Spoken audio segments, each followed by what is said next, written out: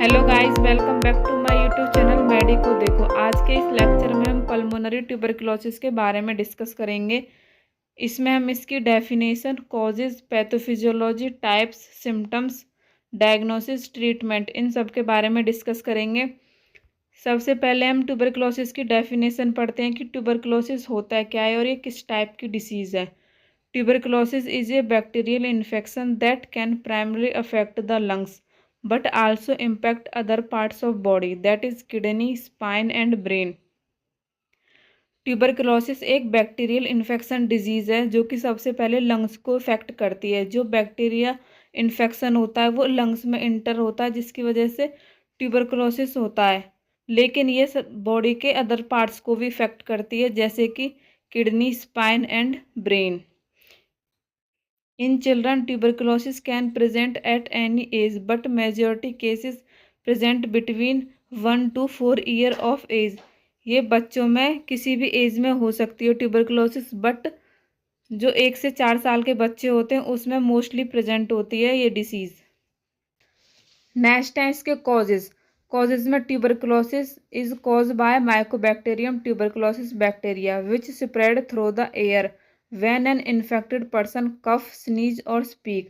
Tuberculosis एक mycobacterium tuberculosis bacteria के कारण फैलता है और ये एक इन्फेक्टेड पर्सन के थ्रू भी फैलता है। जैसे कि कोई भी इन्फेक्टेड पर्सन है, वो खांसता है, छींकता है या फिर बोलता है, तो उस टाइम पे उसके माउथ से जो भी एयर ड्रॉपलेट्स निकलते हैं वो एक हेल्थी पर्सन के कांटेक्ट में आने से उस हेल्थी पर्सन को भी इन्फेक्टेड करते हैं, जिसकी वजह से उसे ट्यूबरकुलोसिस होने के चांसेस बढ़ जाते हैं। नेक्स्ट है माल न्यूट्रिशन में अनहेल्थी फूड खाने की वजह से, प्रॉपर डाइट ना लेने की वजह से बॉडी में मिनरल्स और विटामिन की कमी हो जाती है, जिसकी वजह से माल न्यूट्रिशन की कमी हो जाती है बॉडी में। नेक्स्ट है इम्यूनो कॉम्प्रोमाइज़ में इम्यून सिस्टम वीक हो जाता है, इम्यूनिटी वीक हो जाती है और जो इम्यूनिटी है वो इम्पेयर्ड होने की वजह से उसमें इन्फेक्शन होने के चांसेस बढ़ जाते हैं। नेक्स्ट है इसकी पैथोफिजियोलॉजी में due to etiological factor bacteria goes to the alveoli, deposit and multiply. किसी भी इटोलॉजिकल फैक्टर या कॉजेज के कारण जो बैक्टीरिया है वो एयरवेज और ट्रैकिया के थ्रू एल्वोलाई में एंटर करता है और वो डिपॉजिट और मल्टीप्लाई होना शुरू कर देता है लंग्स में। Macrophages destroyed many bacteria and normal tissue. जो मैक्रोफेजेस होते हैं, मैक्रोफेजेस मतलब जो WBC होते हैं एल्वोलाई में, वो कुछ बैक्टीरिया और जो नॉर्मल टिश्यूज़ होते हैं उनको डैमेज करना स्टार्ट कर देती हैं। Dead bacilli and live masses surrounded by macrophages. और कुछ डेड बेसिलाइज और लाइव मासेस मतलब कि जो लोकल टिश्यू होते हैं वो मैक्रोफेजेस के सराउंडेड हैं, जिसे हम गौन ट्यूबरकल बोलते हैं। Necrotic degeneration occur production of cavity filled with cheese like mass of tubercle bacilli, dead WBC and dead tissue. जब नेक्रोटिक डिजनरेशन होगा मतलब जो लोकल टिश्यू हैं वो डैमेज हो जाएंगे किसी इन्फ्लामेटरी रिस्पॉन्स की वजह से, तो वहाँ पर एक कैविटी बन जाएगी। जो कैविटी है वो एक चीज़ लाइक फ्लूइड से फिल्ड होगी। उसमें जो मास ऑफ ट्यूबरकल बेसिलाई हैं और कुछ डेड WBC हैं और जो डेड टिश्यू हैं वहाँ पर प्रेजेंट होंगे, जिसे हम गहन ट्यूबरकल कहते हैं। दैट कॉजेज पल्मोनरी ट्यूबरकुलोसिस, जिसके कारण लंग्स में ट्यूबरकुलोसिस हो जाएगा, जिसको हम पल्मोनरी ट्यूबरकुलोसिस कहते हैं। नेक्स्ट है इसके type and stages of tuberculosis. Types में पहला है प्राइमरी ट्यूबरकुलोसिस। इसमें exhibit symptoms of 1 to 2 weeks after entry of micro organism. Primary tuberculosis में जो इम्यून सिस्टम है वो वीक हो जाएगा। इम्यून सिस्टम वीक होने की वजह से वो बैक्टीरिया से फाइट नहीं कर पाएगा, जिसकी वजह से जो बैक्टीरिया है माइकोबैक्टीरियम ट्यूबरकुलोसिस वो लंग्स में इंटर हो जाएगा, लंग्स के एल्वोलाई में इंटर हो जाएगा एयरवेज के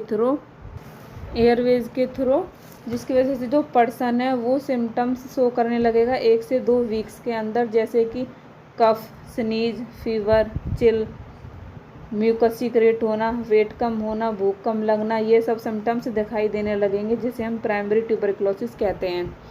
सेकेंड है latent tuberculosis, latent phase. Latent phase में bacteria engulf by macrophages, live masses surrounded by macrophages, live in dormant phase, no symptoms, no spread of infection। Latent phase में bacteria lungs के अंदर enter हो जाएगा, लेकिन इसमें जो इम्यून सिस्टम है वो वीक नहीं होगा, स्ट्रॉन्ग होगा, जो कि बैक्टीरिया से इजीली फाइट कर सकता है।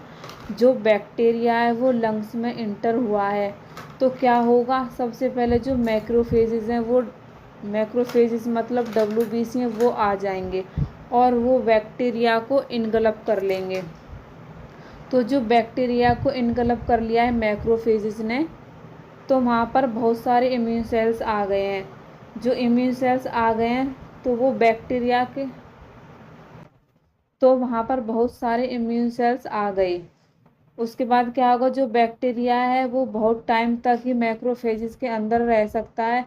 अगर मैक्रोफेजेस में कुछ बैक्टीरिया, अगर मैक्रोफेजेस ने कुछ बैक्टीरिया को किल कर दिया है और कुछ बैक्टीरिया वहाँ पर प्रेजेंट है, तो वो काफ़ी सालों तक वहाँ पर रह सकते हैं। लेकिन जो मैक्रोफेजेस हैं वो बैक्टीरिया को स्प्रेड नहीं होने देंगे, फैलने नहीं देंगे लंग्स में, ना ही इसमें कोई भी साइन और सिम्टम्स दिखाई देगा, जिसे हम लेटेंट फेज कहते हैं। थर्ड है एक्टिव फेज या active stage. Whenever your immune system weak, germ will multiply and make you sick. Symptoms arise and communicable. Active phase में जो बैक्टीरिया है वो मैक्रोफेजेस में है तो वो दोबारा से एक्टिव हो जाएगा जब पर्सन का इम्यून सिस्टम वीक हो जाएगा। जो वो बैक्टीरिया है वो फिर फाइट नहीं कर पाएगा। जब पर्सन का इम्यून सिस्टम वीक हो जाएगा तो वो बैक्टीरिया से फाइट नहीं कर पाएगा, तो वो जो बैक्टीरिया है, तो जो वो बैक्टीरिया है वो लंग्स में मल्टीप्लाई हो जाएगा, जिसकी वजह से जो पर्सन है वो बीमार हो जाएगा और पर्सन में सिम्टम्स दिखाई देने लगेंगे। और ये एक कम्युनिकेबल फेज है जो कि एक पर्सन से दूसरे पर्सन में इजीली फैल जाती है। नेक्स्ट है इसके symptoms. Symptoms of tuberculosis depend on whether is active TB और लेटेंट टीबी। जो ट्यूबरकुलोसिस के सिम्टम्स हैं वो एक्टिव टीबी और लेटेंट टीबी के ऊपर डिपेंड है। सबसे पहले एक्टिव पल्मोनरी ट्यूबरकुलोसिस, जो कि मोस्ट कॉमन टाइप है ट्यूबरकुलोसिस का। इसमें परसिस्टेंट कफ होगा, इसमें कंटिन्यूस कफ होगा, जैसे कि 2 से 3 वीक तक लगातार कफ हो रहा है। कफ of blood, coughing up blood और स्पूटम, कफ के टाइम पर ब्लड और स्पूटम सीक्रेट होगा। चेस्ट पेन होगा, डिस्कम्फर्टेबल फील होगी सांस लेते टाइम, बहुत ज़्यादा खांसी होगी, फीवर होगा, लो ग्रेड फीवर होगा और ज़्यादातर इवनिंग के टाइम पर फीवर होगा। नाइट स्वीट्स होंगे। अनएक्सप्लेन वेट लॉस, बहुत ज़्यादा वेट लॉस हो जाएगा। लॉस ऑफ एपेटाइट, भूख भी बहुत कम लगेगी। फटीग हो जाएगी, बहुत ज़्यादा थकावट और वीकनेस होगी। नेक्स्ट है extra pulmonary tuberculosis. Extra pulmonary tuberculosis मतलब जो अदर ऑर्गन्स इफेक्ट हो रहे थे तो उसमें क्या क्या सिम्टम्स दिखाई देंगे। Lymph node tuberculosis. Lymph node tuberculosis में जो लिम्फ नोड है वो स्वेलन हो जाएंगे, पेनलेस लिम्फ नोड हो जाएंगे। बोन और जॉइंट ट्यूबरकुलोसिस में जो बोन और जॉइंट है उसमें स्वेलिंग हो जाएगी, जो मूवमेंट है वो कम होने लगेगी और पेन रहेगा जॉइंट्स में। मेनिंजियल टीबी, मेनिंजियल टीबी में हेडेक होगा बहुत ज़्यादा, नेक स्टिफनेस हो जाएगी, टाइट हो जाएगी बहुत ज़्यादा नेक, अल्टर्ड कॉन्शियसनेस होगा। रेनाल टीबी में, रेनाल टीबी में यूरिन से ब्लड आएगा, फ्रिक्वेंट यूरिनेशन होगी। एब्डोमिनल टीबी में एब्डोमिनल पेन होगा, एब्डोमिनल पर स्वेलिंग हो जाएगी, डायरिया और कॉन्स्टिपेशन भी होने लगेगा। लेटेंट ट्यूबरकुलोसिस में इसमें कोई भी साइन और सिम्टम्स दिखाई नहीं देंगे। Can developed into active TB if immunity weekend, लेकिन जब एक्टिव टीबी डेवलप्ड होगा तो जो इम्यून सिस्टम है वो वीक हो जाएगा। नेक्स्ट है इसका डायग्नोसिस। डायग्नोसिस में सबसे पहले हम क्लिनिकल एग्जामिनेशन करेंगे। इसमें assessing a patient sign and symptoms and medical history. Clinical examination में हम पेशेंट के साइन और सिम्टम्स और उसकी मेडिकल हिस्ट्री को असेस करेंगे। नेक्स्ट है sputum culture test. Sputum culture test में हम स्पूटम एग्जामिनेशन करेंगे। इसमें देखेंगे कि माइकोबैक्टीरियम जो ट्यूबरकुलोसिस है वो कितना प्रेजेंट है। चेस्ट एक्सरे में हम लंग्स की एब्नॉर्मलिटी चेक करेंगे। नाट टेस्ट एक न्यूक्लिक एसिड एम्प्लीफिकेशन टेस्ट है। यह एक मॉडर्न रैपिड और highly sensitive molecular diagnosis method है जिसमें हम आरएनए और डीएनए जो एक जेनेटिक मटेरियल है माइकोबैक्टीरियम ट्यूबरकुलोसिस का उसको डिटेक्ट करेंगे।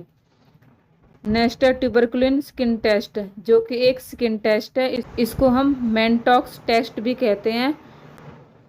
यह माइकोबैक्टीरियम ट्यूबरकुलोसिस इन्फेक्शन को आइडेंटिफाई और उसको डिटेक्ट करने के लिए यूज किया जाता है। मेनली यह लेटेंट ट्यूबरकुलोसिस के लिए यूज होता है। नेक्स्ट है इसका ट्रीटमेंट में लेटेंट और डोरमेंट इन्फेक्शन के लिए एक सिंगल ड्रग यूज करेंगे जो कि लॉन्ग टाइम्स के लिए दी जाती है 9 मंथ के लिए, जो कि है आइसोनाइजिड। और एक्टिव इन्फेक्शन के लिए using various drug combination including. Active infection में कॉम्बिनेशन में ड्रग यूज करेंगे जैसे कि आइसोनाइजिड टीबी को प्रिवेंट करने के लिए दिया जाता है, और रिमापिन एक एंटीबायोटिक ड्रग है। ये बैक्टीरिया और इन्फेक्शन को प्रिवेंट करने के लिए दिया जाता है। इथाम्ब्यूटोल ये टीबी को मैनेज और उसको ट्रीट करने के लिए दिया जाता है। पैराजेनेमाइड ये एक एंटी इन्फेक्टेड मेडिसिन है। ये पूरी तरह से टीबी के इन्फेक्शन को ख़त्म करने के लिए दिया जाता है। For multi drug resistant TB के लिए प्रीटोमेनिड ये बॉडी में टीबी की ग्रोथ को प्रिवेंट करने के लिए दिया जाता है। लाइनजोलिड ये बैक्टीरिया इन्फेक्शन को किल करने के लिए दिया जाता है। और बेडाक्यूलाइन ये एक एंटीबायोटिक और एंटी इन्फेक्शन ड्रग है जो कि मल्टीपल ड्रग के साथ दिया जाता है। Thank you watching for my video. इसी तरह की वीडियो देखने के लिए हमारे चैनल को लाइक करें, शेयर करें एंड सब्सक्राइब करें।